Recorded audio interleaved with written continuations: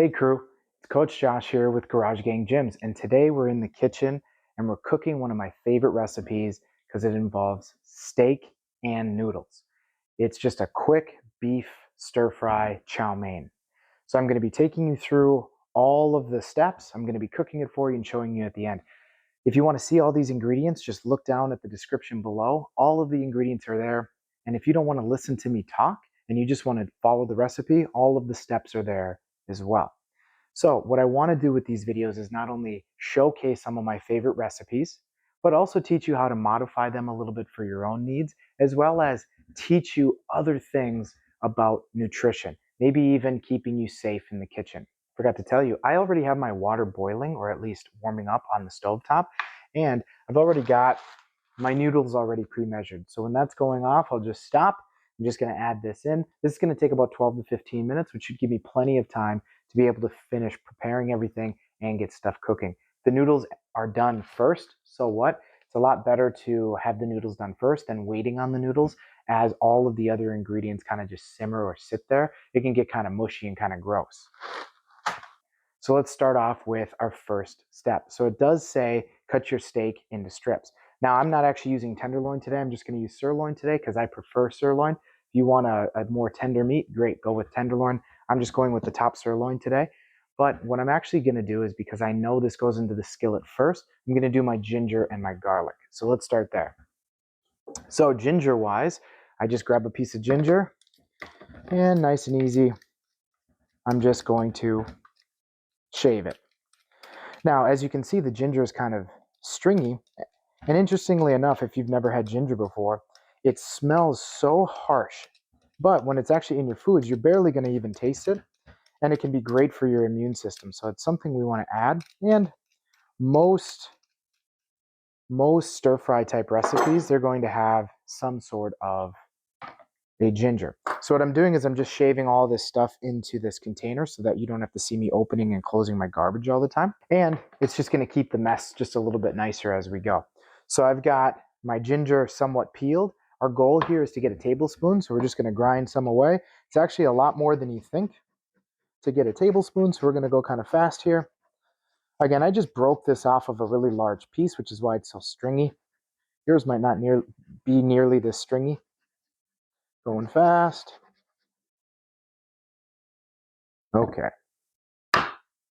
Yeah, not even close. So let's do some more. So again, the cool thing about this recipe is right now as I'm shooting this, it's winter, right? And this recipe is going to have garlic. It's going to have mushrooms. It's going to have ginger. 3 really good foods if you're thinking immune system. You know, red meat, in my opinion, is one of the best types of meats you can have.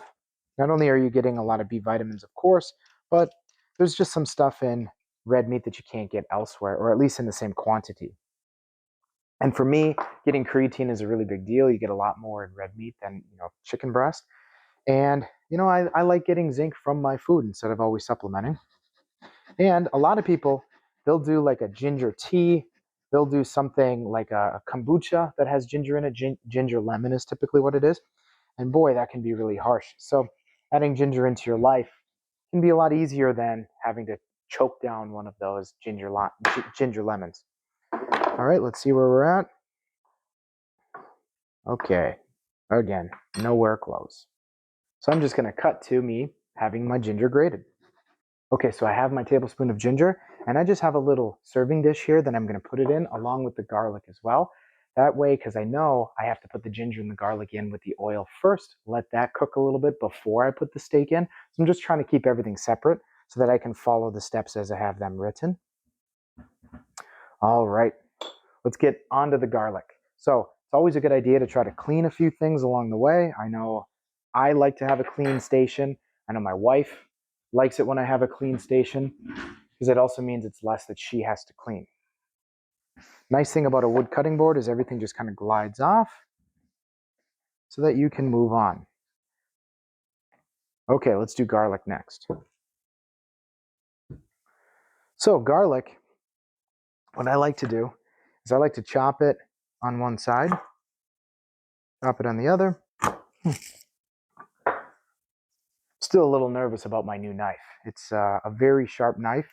The last thing I want to do is slip. Also, because it's a Japanese style knife, its edge is really thin, and the metal that it's made out of is actually quite brittle. So the last thing you want to do is just go to town on it. So sometimes just working that knife back and forth can be the best thing that you can do. In future videos, we'll actually talk about different knives, how to keep them sharp, different kitchen safety things, different techniques, things like that. Just not today. Okay, so easy. I have a mincer myself. If you want to chop up your garlic, you certainly can. That's quite the process. It's really easy to just slip it in, hit it, and brush it off with a knife, a butter knife, whatever you're using, right? You don't have to go crazy about getting this pulp out of here. A lot of these recipes, they sound like, oh my gosh, he says it has to be 7 ounces of tenderloin. I'm actually using a pound of steak. If you want extra garlic, go for it. I'm actually going to be using a full leek in this recipe instead of a half leek. It really doesn't matter too much. Just note that every time you add or subtract something, it is going to change the calories a little bit and the flavor a little bit as well. So keeping that clean station, I'll just set this in the sink and get that out of my way. My water is just about done boiling, so in a moment I'll have to do that, but let's get this out of the way. So what I like to do when I'm prepping things is I like to prepare all of my vegetables first, vegetables or my spices, before I actually will do the meat, because I prefer to use the same cutting board. Now I use a wooden cutting board because it's actually a lot better on my knife. When I'm digging into a plastic cutting board, the teeth of my blade are picking up the plastic and putting it into my food. If I'm using glass, I'm actually just blunting my knife and making it really dull really quickly. So again, I like to use a wooden cutting board. Now, this isn't actually my forever cutting board. I'll have a different cutting board in the future, but this type of cutting board has grains that are going one specific way. If you're using a butcher block, you don't have to really worry about this. In fact, I ordered a butcher block, so I don't have to worry about it, but I'm always going to try to cut with the grain. Now I do my vegetables first because they can be a little slimy. I'm going to wipe that off, and then I'll switch to my meat. But Josh, you don't want to cross-contaminate. I'm not really too worried about that. The reason being, I actually use a wax and a mineral oil on all of my cutting boards. So the food actually slides off really easy, and when I'm cleaning it, it gets really clean really well, really fast. And the wood grain, again, I'm pretty much sealing that off with the mineral oil and the wax that I use, the beeswax. So I'm not too worried about it. If you are worried about it, you can certainly have 2 cutting boards. Some people will put like a plastic cutting board over their wooden cutting board. Just keep in mind that your knife is digging into that plastic a little bit and perhaps putting some of that plastic into your food. I'm not really a huge fan of that. Again, I haven't gotten sick yet. Doesn't mean I can't, but I do a really good job of keeping my cutting boards clean and taken care of, so I don't have to necessarily worry about getting too sick. And again, I do a pretty good job of keeping my station clean. So again, in between things, I'm really trying to keep myself healthy. And that is almost done. But let's get started on our mushrooms. Let's cut these in half first. And then I'm just going to dice them really quick. Now I'm doing them thick because mushrooms, they have a tendency to wilt a little bit when you're stir frying them. Especially, this recipe calls to have everything stir frying for the last 5 minutes. And if you truly stick to the 5-minute mark, which it really comes down to how much you want your peppers to be soft. So if you want a harder pepper, you're probably not going to do the full 5 minutes. And since we're using steak today, assuming you get it past about 128 internal temp, you should be fine. So if you take it a little early, it's not going to be the end of the world. So again, I'm cutting with the grain. I'm trying to keep them nice and flat and again thicker because these tend to wilt. And when we get to the pepper and the leeks, I'll show you that I actually like to cut at a different angle, especially in my stir fries, because when we're thinking flat on a stir fry, flat and thin in those cases, it's going to allow them to cook a little bit quicker and a little more evenly. Because again, we are only stir frying these things for 2 minutes plus 5, so 7 minutes. So again, I already have this pre-measured. Now the recipe calls for 3 servings of egg noodle. I'm actually doing 4. And again, the reason I'm doing that is because I know I need a few more carbs than what 3 servings would do. Just like with the steak, like I said, I'm not using 7 ounces of tenderloin. I'm actually going to use a pound of sirloin because I know how many calories I need. And if you're one of my clients and you need help with how many calories you need, that's part of the nutrition plan. And if you haven't been utilizing it, shame on both of us because I probably would have reached out to you by now already. But if it's something you're wanting to add to your program, because maybe you do the workouts and not the nutrition, that's certainly something that we can talk about. Plus, with the nutrition, not only are you going to get the recipes, you're going to have all of the ingredients on a shopping list just to make your life a little bit easier. You don't have to look up a recipe, add it to your list. It's already going to be there, which is very, very helpful, especially if you're wanting to do meals like this. It already takes enough time when you're prepping. Okay, bell peppers. Let's see if I can do this well. So I like to take the top off just a little bit because what I'm trying to do is trying to get it so that not a whole lot of seeds are going to get on this board. Okay, like that. So again, I'm going to leave the core in there a little bit. And then just for safety, I'm going to cut the bottom so that it's flat. Then what I'll do is around the core, I'm going to cut straight down. And then to the best of my ability, I'll cut again, actually. I'm actually going to cut in there a little bit. Okay, that way I can open this up a little bit better for you so you can see it on camera. And what I'm going to try to do is I'm going to try to cut the core out, lightly sawing my knife back and forth, making sure I don't cut myself. Hello, I'm just going to turn that. Because then, if I do this right, I can take the core out in one shot and not have to worry about not a single seed. That's pretty good. All right, so we'll cut this. I actually have to stir those noodles. I'm now remembering that. Let's make sure that this isn't wet. So again, something in the future we'll talk about is what type of knife you're using. A sharp knife is definitely a safe knife, but also knives that get sharp or can hold an edge like this Shun knife that I'm using, you got to make sure that if you're going to leave them, you at least wipe them off and kind of dry them a little bit. Because if you're using a really hard, nice knife, the nicer the knife, actually the chances of them rusting goes up. So it's just something to really keep in mind. So flatter is always better when we're talking safe, especially if you're going to do things like me, where I'm going to try to chop a few at a time without killing myself. Now, I'm going to cut these at a different angle.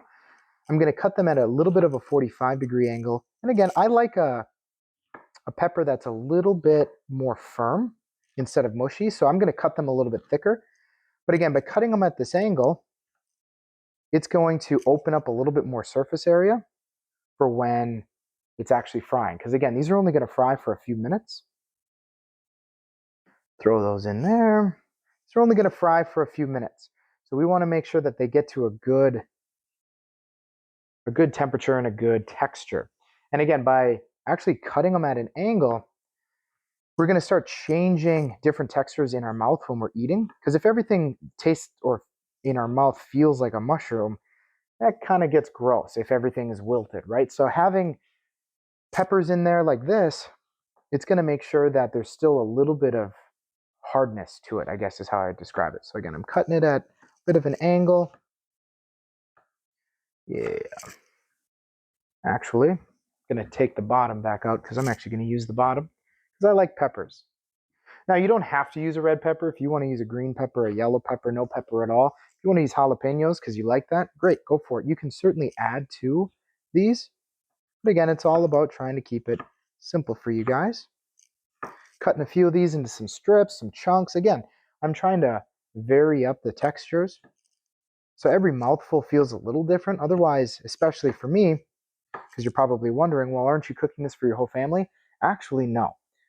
The amount of calories, proteins, carbs, and fats in this, for a lot of my clients, is great for you plus your spouse.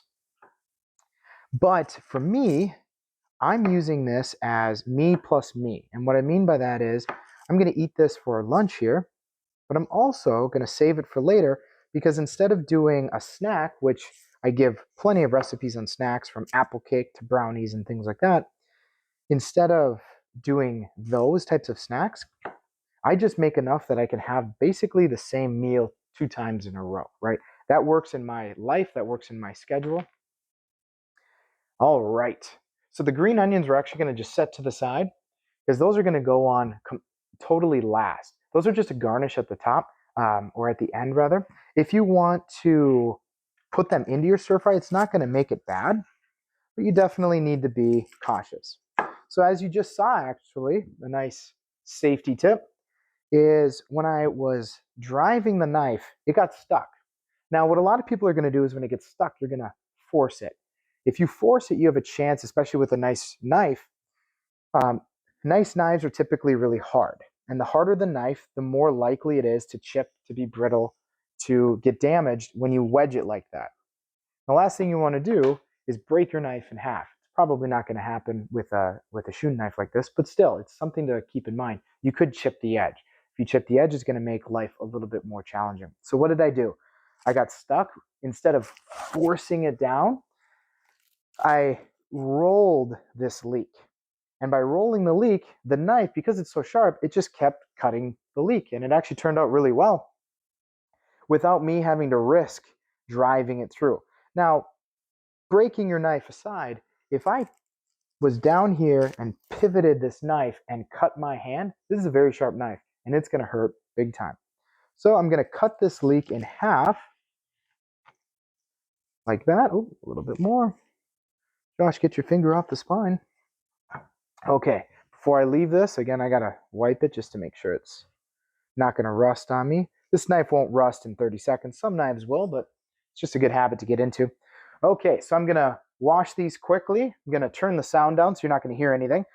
But what I'm trying to do, I'll actually come back and show you, is I'm going to open up this leek. And just in case there's some dirt in there, you know, nobody really wants to have dirt. Okay, if you'll notice, I left the roots on the bottom here. And the reason being, happy Valentine's Day. The reason being, when I'm cutting these, we want to be as safe as we possibly can. And keeping that root on there is going to make sure that it all kind of sticks together for us. So it's a lot safer when we're chopping it. So again, I'm going to actually do that biased cut again. I'm going to cut at somewhat of a 45-degree angle. Number one, it's just a different texture in your mouth. But number two, I'm lazy and I don't want to have to turn and chop it even more. Yeah. And again, what's cool with leeks and why I like them over like a white onion in a lot of my recipes is, put that in there, they get really soft and they get really tender. Where, yes, a white onion does, yes, the sweet onion does too, but there's still a little bit of a remnants of a crunch, and you know, okay, I'm chewing on an onion here. Where these get so soft that you hardly even notice that they're in there. Now, again, the recipe actually calls for half a leek. Not only is this leek a little smaller, but I kind of like the taste of onion. I kind of like leeks. So I'm going to throw the whole leek in there, especially since I'm doubling the protein. It's just going to make sure that the protein has a really good flavor to it as well. Okay. What I need is one of those rubber scrapers, right? I need a rubber scraper so that I don't have to use my hand all the time. Looks like my noodles might be done, so we'll check those here. Okay, let's check those. Let's do it the unsafe way. Let's just grab it with our spoon, throw it on the stove, make my wife really happy if I can get one. You know, not the safest thing. But Josh, you should use one of those. Yeah, I know. All right, let's check. It's seeming like a good texture. If I could get this off. Oh yeah, rub it on the stove. My wife loves me. Yeah, they need a couple more minutes yet. I'm actually going to set a timer for 2.5 so I don't forget. Okay. So leeks are done. And boy, did I just get a mouthful of leeks. But that's all right. So let's wipe this off. Again, we're going to do this green onions after the meat, and I'm going to save a little bit of an area for that. Okay, let's do protein.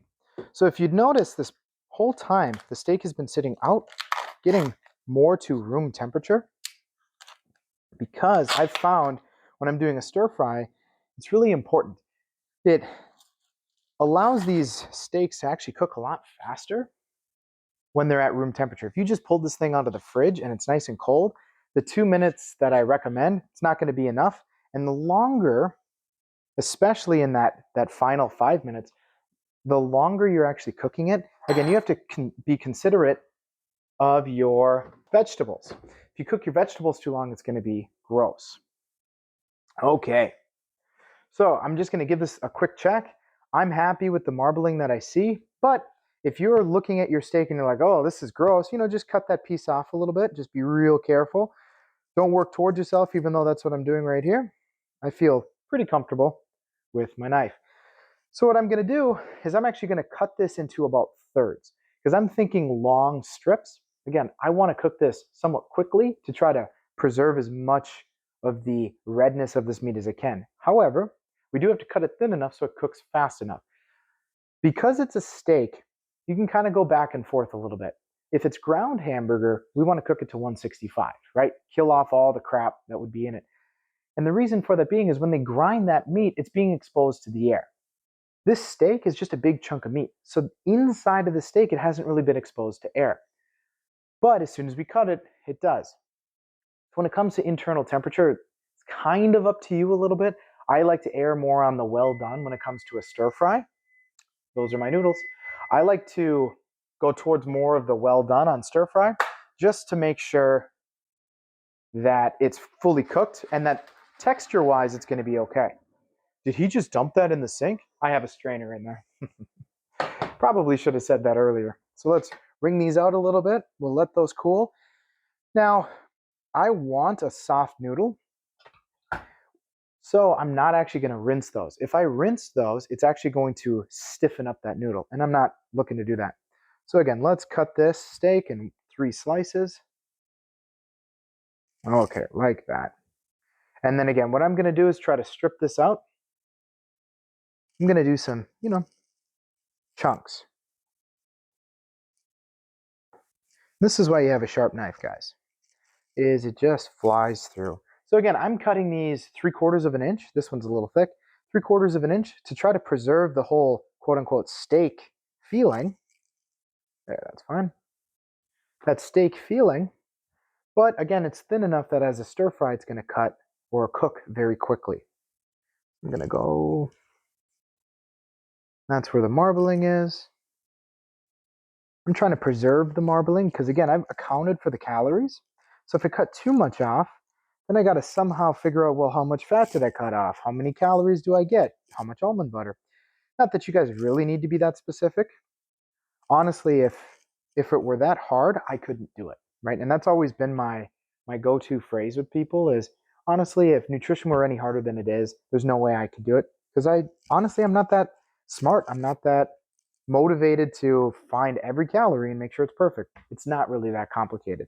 If you're within a few hundred calories, you're good to go.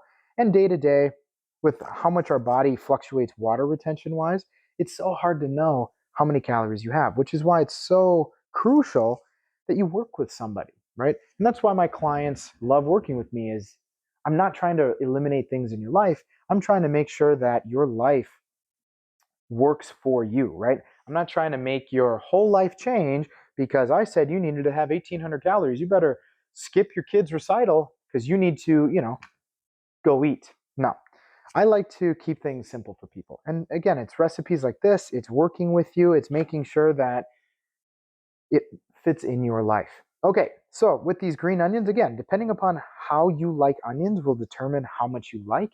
I know I recommend 2 ounces or 2 tablespoons rather. I'm just doing a few. And I'm cutting them kind of big because this is just a garnish at the end, and I'm actually going to just leave it on the cutting board.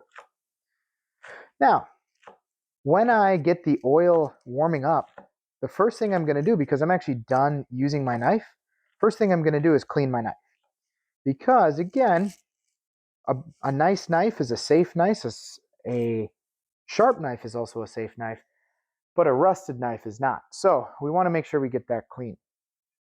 So I'm going to move the camera. We're going to get a nice shot in on the oil, and I'll clean my knife.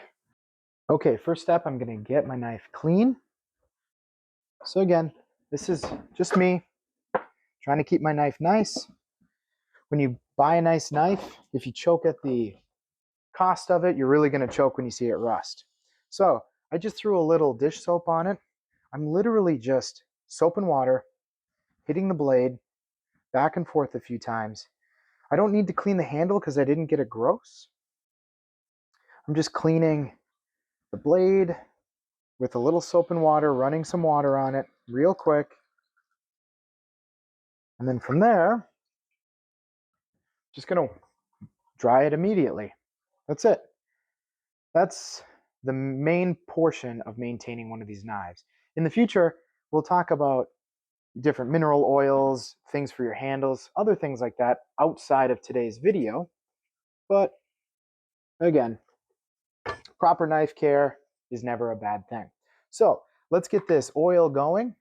We're going to do a little bit of a slurry when it comes to our oil or our sauce. So I'm going to throw my 1 tablespoon of oil in here. And then our first step is actually getting the steak going. But while that steak is going, we need to make sure, come on, baby. We need to make sure that while that steak is going, we get the ginger and the garlic ready, but also at the end, we're going to have a sauce. And while the steak is cooking, we might as well utilize our time wisely and get the sauce going. So I'm just going to scrape this out a little bit. All right, so I'm just cooking this on medium high. No big deal. Now, issue, if you make these oils too hot, they're going to spit and sputter and get all over you. Never something we want to deal with. So again, I'm getting a dish out for later.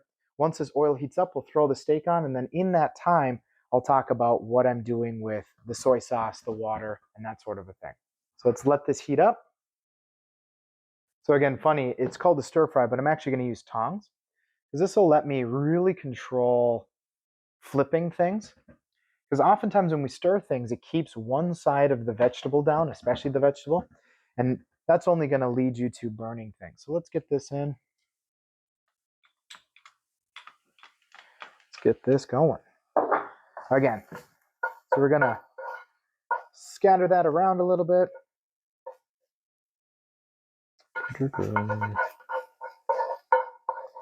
Just to get it toasted a little bit, because the steak is really going to absorb a lot of this flavor as we get going, but we do have to work rather fast. For some reason. Okay. That was a clump, and I don't like clumps. So I'm actually going to turn this down a little bit, because I'm talking, so it's going to take a little bit longer.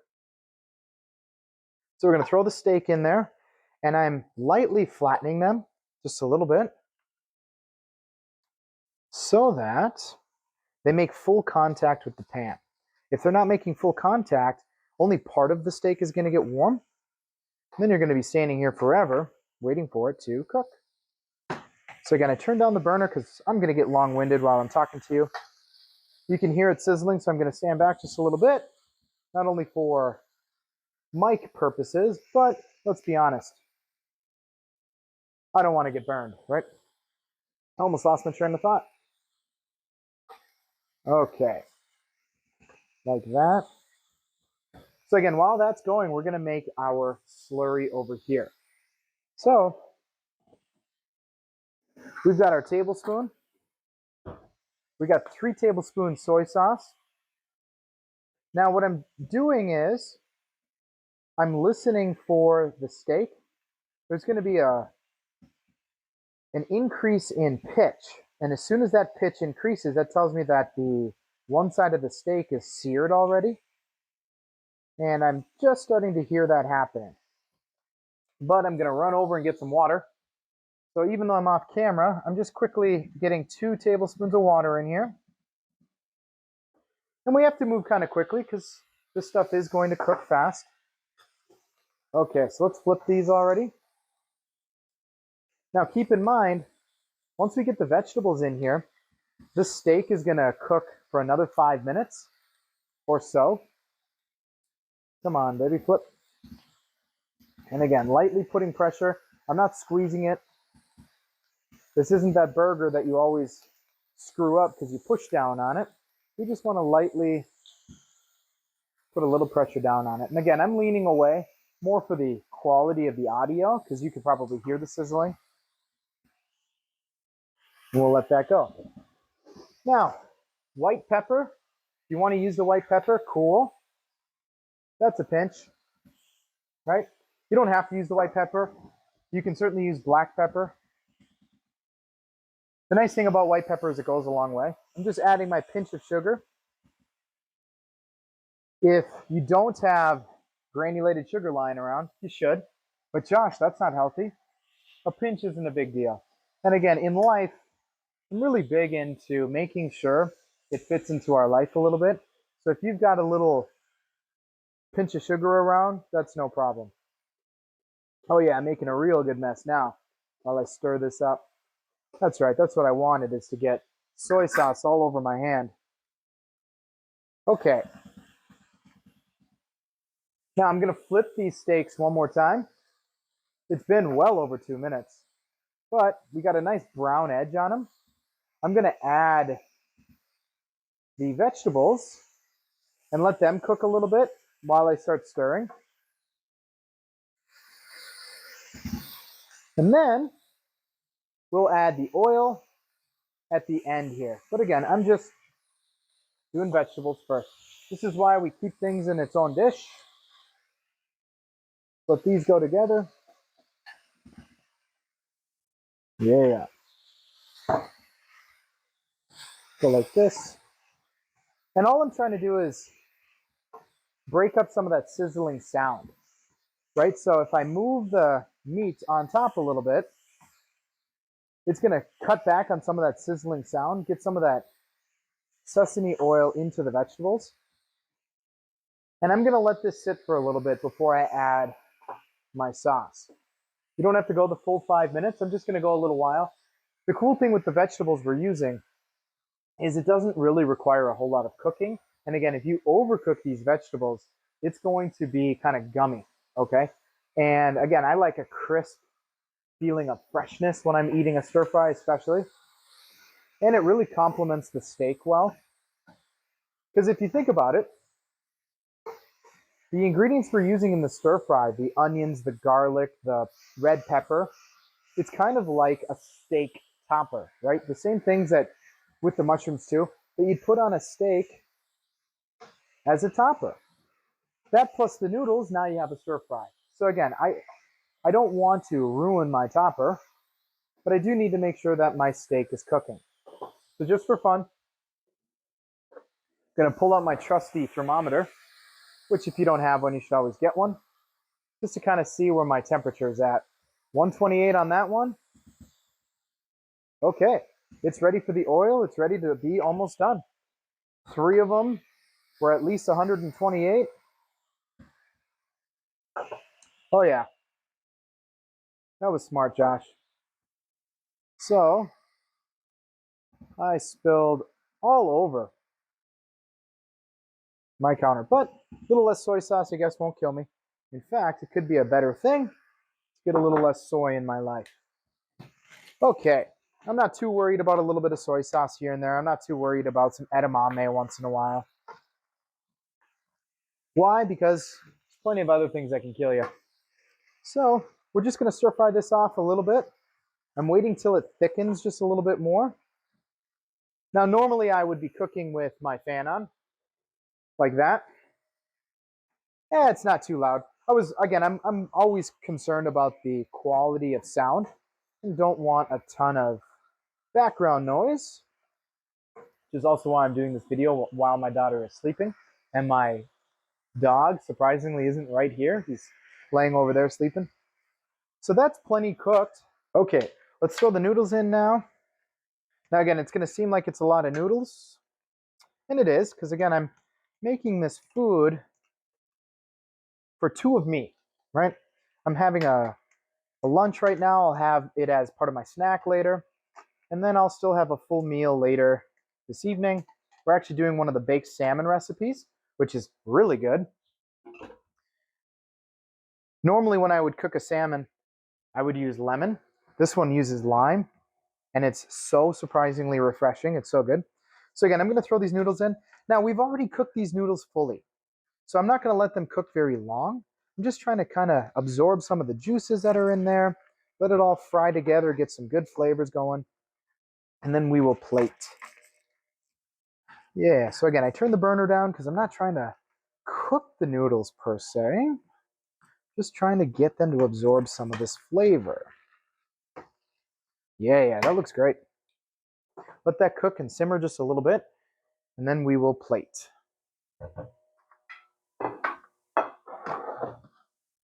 Just trying to get stuff out of my way. I'm usually a little cleaner when I do this, but just trying to flow for you guys. Okay, so again, not trying to cook it anymore. So I'm going to pull it off the burner for a second. Now, when you pull it off the burner, because normally some people will, let's say, miss this step and maybe they didn't have the noodles done, or if they're doing another stir fry and maybe they're waiting for their rice, they'll pull it off their burner and just let it sit in the skillet like this. And that's totally fine. You can do that. You don't have to transfer it to a different vessel. But I do recommend stirring it a little bit because number one, it's going to help cool down the pan just a little bit, but it also is going to break up what was already touching the surface, right? Because as the surface is hot, it's touching whatever food, making it warm. And by stirring it up, we're putting different food down so that you're not going to be as likely to overcook your food. Okay, so let's plate. A little off camera, but I will show you a B-roll shot right after this. Get this plated all beautiful. Some nice steak. Yeah, and you know I got to do the Instagram thing of wiping off the plate to make it look beautiful. And then, just to remind you, we have do the wipe off thing. Then again, I'll show you this. Okay, and then we have our green onions already figured out. I'm just going to garnish that a little bit. And there you have it. Steak, my favorite kind, sirloin steak, nice chow mein, very quick. You guys are going to be able to cook this a lot faster than I did just because I was talking and teaching you guys some extra stuff. So again, this is Coach Josh with GarageGangGyms.com. That's one of our recipes, some nutrition tips, some kitchen safety tips. If you like that video, please subscribe to the channel. We do videos like this all the time. We also do form tips, other training tips, everything that revolves around the gym, we'll talk about. Kitchen safety is going to be coming. We're going to be talking about knives, how to keep them safe, how to keep them sharp so that you guys aren't cutting yourselves on dull knives. So again, when you subscribe, hit that bell notification as well. That way you guys get notified of what video and when it gets released. Again, this is Coach Josh with GarageGangGyms.com, and that was my favorite steak chow mein recipe.